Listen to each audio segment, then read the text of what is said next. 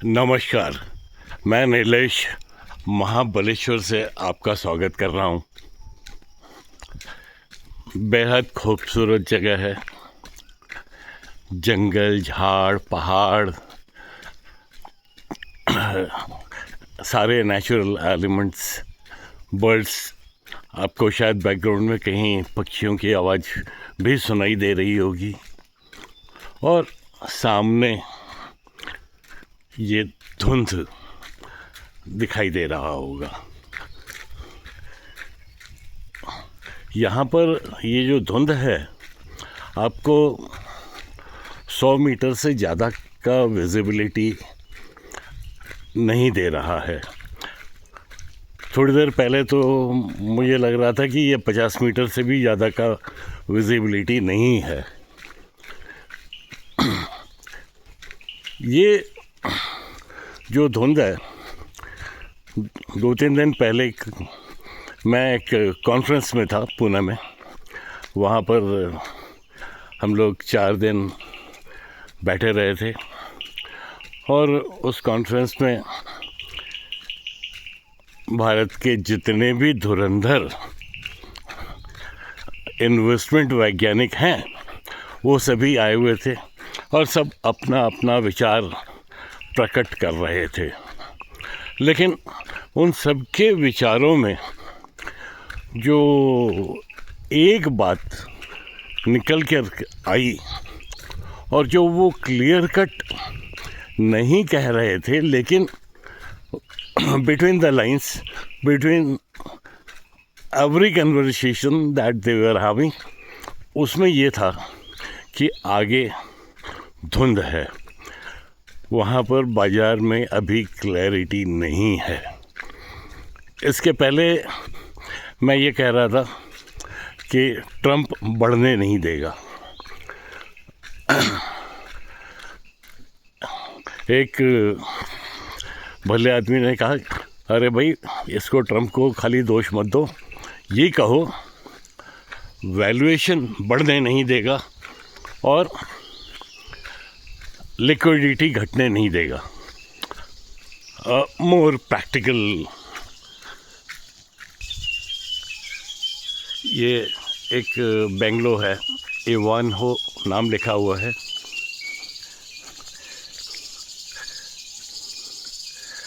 Property के अंदर दूर तक रास्ता जा रहा है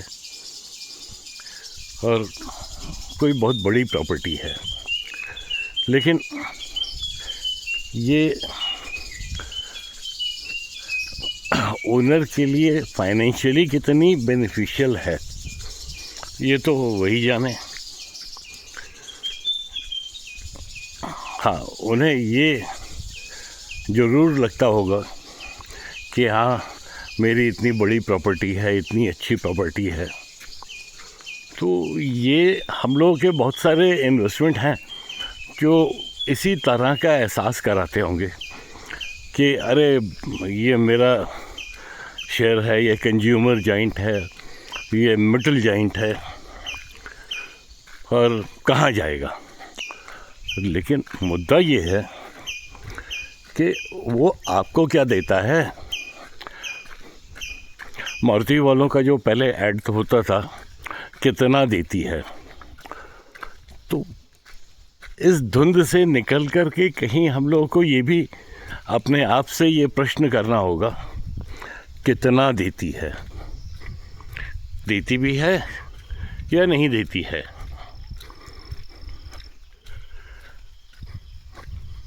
रास्ते इतने अच्छे हैं कि दिल करता है चलते रहें।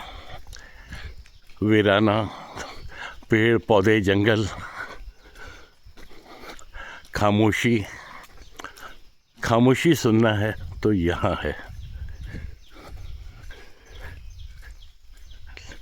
लेकिन कोई भी ट्रैवल सिर्फ खामोशी से नहीं चल सकता। कोई भी इन्वेस्टमेंट सिर्फ खामोशी से नहीं चल सकता। मन में बहुत खुशी होगी कि हाँ, मेरा प्रॉपर्टी बहुत अच्छा है, मेरा इन्वेस्टमेंट बहुत अच्छा है।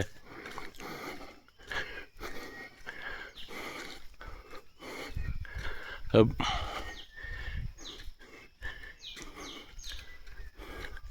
एक ये प्रॉपर्टी दिख रहा है। चलिए, आज आपको एक नया नाम शायद मिले।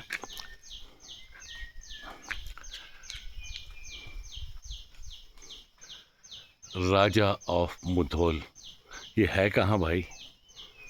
मुझे तो ये शब्द, ये नाम पहली बार मिला। और यहाँ पर ईरानी साहब हैं जिनके गेट पर एक बहुत बड़ा थंडर लॉक लटका हुआ है और बड़ी शिद्दत से उन्होंने अपने बेंगलो का नाम रखा होगा विला जीनिया। क्या आपके इन्वेस्टमेंट भी कुछ ऐसे हो रहे हैं कि मन को खुशी दे रहे हैं लेकिन आपके पॉकेट को कहीं रिटर्न नहीं मिल रहा है? आप लोगों ने ये महसूस किया होगा कि पिछले एक साल में लार्ज कैप हो, स्मॉल कैप हो, मिड कैप हो, कोई भी कैप हो,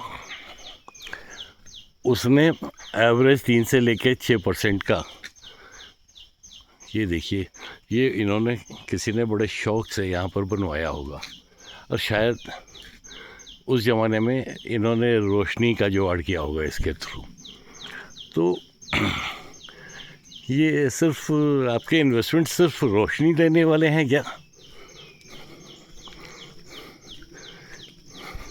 ये ईरानी साहब का प्रॉपर्टी बहुत बड़ा है। कई कई जगह हम लोगों के इन्वेस्टमेंट भी बहुत बड़े हो जाते हैं, लेकिन इन्वेस्टमेंट का मतलब सिर्फ शौक़ पूरा करना नहीं होना चाहिए, उसका मतलब है रिटर्न भी आना चाहिए। अब अभी ऐसे ही एक फंड मैनेजर ने कहा कि भाई कैलेंडर ईयर वाइज यदि आप बात करोगे तो पिछले कैलेंडर ईयर में नेगेटिव रिटर्न था।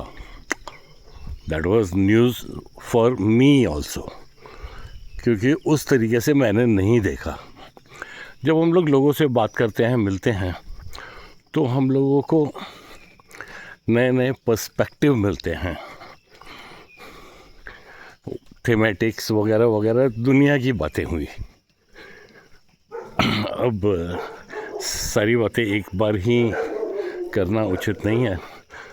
ये जो आवाज़ हो रहा है ये भी वही जीना विला के प्रॉपर्टी के चौपहिए चौकीदारों का है। ये उनका दूसरा एंड है। ये मतलब यूज़ प्रॉपर्टी है।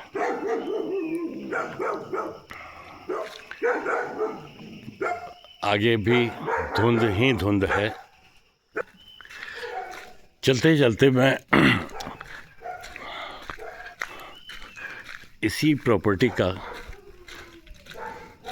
नहीं ये वो प्रॉपर्टी नहीं है, ये किसी और सज्जन का है और नाम है ग्लेन गैरी।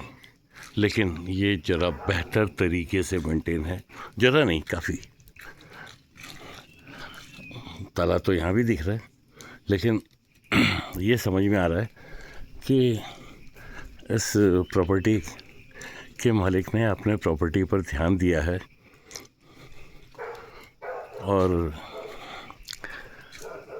वो अपने प्रॉपर्टी के बारे में केयरफुल हैं। और इस केयरफुलनेस के माहौल में वो कुछ अपना भी रिटर्न का जुगाड़ ज़रूर कर ले रहे होंगे।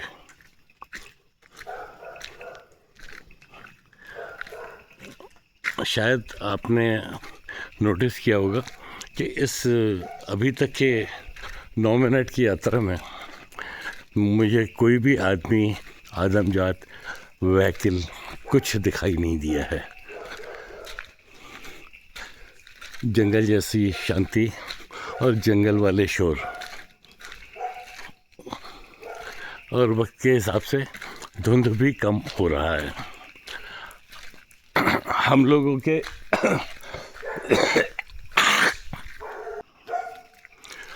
के दिमाग से भी जो कन्फ्यूज़न था काफ़ी ख़त्म हो रहा है। जैसे 2021-22 में बाज़ार लंबे अरसे तक फ्लैट पड़ा हुआ था। 24 सितंबर से मार्च 25 तक फ्लैट कहें, नेगेटिव कहें, कुछ वैसा पड़ा हुआ था। अब हम लोग वापस उसी दौर में आ गए हैं। मैंने शायद पहले भी कहा है कि मार्च तक मैं 30% कैश में था और अप्रैल के फर्स्ट वीक में मैं सडनली 0 कैश में आ गया। तो ये चुपचाप बैठ कर के देखते रहना है, समझते रहना है कि आगे क्या लगता है। जब हम लोग क्या लगता है देखने, सुनने, समझने की बातें करते हैं तो वो तो यही है। अभी सबसे ज़्यादा मुस्कुराने वाला चेहरा जिस इन्वेस्टर का है, उसकी बातें सोशल नेटवर्क में आ रही हैं कि वो सज्जन 30% कैश में बैठे हुए हैं। मैं खुद बड़े कैश में बैठा हूँ, गणित नहीं किया कितना है, और उस कैश को मैं IPO वाला बंदा नहीं हूँ, I do not like them, लेकिन खाली पीली बैठने से अच्छा है कि उन्हें किसी IPO में डाल दें। चलो कुछ तो मिलेगा, 1%, आधा %, क्वार्टर %, फ्रैक्शन ऑफ %, व्हाटएवर, कुछ तो मिल जाएगा।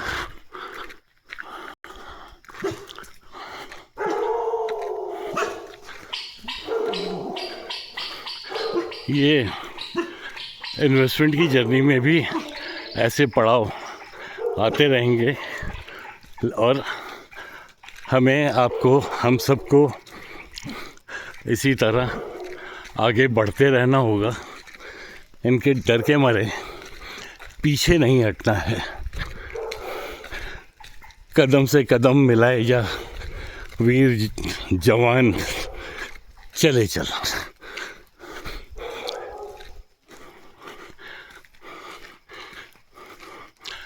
अब ये अगेन काफ़ी वक्त हो गया, फिर मिलते हैं और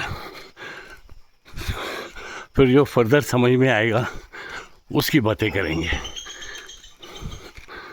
अभी जोश का वक्त नहीं है, होश का वक्त है।